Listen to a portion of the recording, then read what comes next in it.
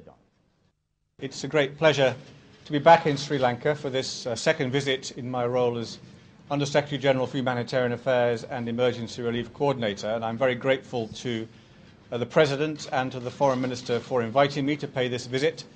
And I'm very glad to be here and to be able to have these discussions, and also to have the chance to visit Vavuniya tomorrow to see for myself some of the arrangements on the ground for those who are able to come out of the Vani area. If I'm here now, it's obviously because of the great concern that we feel in the United Nations and the concern felt in the international community in general for the fate of the civilian population who are now trapped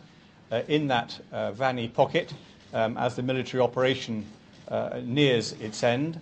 Our concern obviously is the fate of that population. We are concerned about the reports of heavy casualties amongst the population,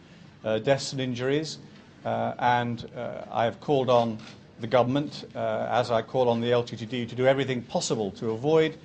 such casualties, to make sure that international humanitarian law is being fully respected. The second point, as the Minister said, is to try to ensure, working with the government, that that population has access to the humanitarian needs that they have, the humanitarian requirements they have, whether that be food, clean water, medical supplies, shelter, say trapped as they are in a shrinking area. The third area we have discussed is what happens to those who manage to get out of the area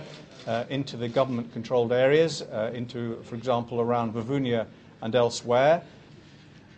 Fourthly, again, as the Minister mentioned, there is the question of longer-term rehabilitation and reconstruction of the north. We in the United Nations are, of course, ready to take our part in that, to work with all concerned to make that a success, again on the assumption that international principles will be fully respected, and there's no reason to suppose that they will not be, because there's a huge job to be done there to enable the return of normal life, normal politics, normal democratic politics to that area, which is, of course, is an objective we support very much.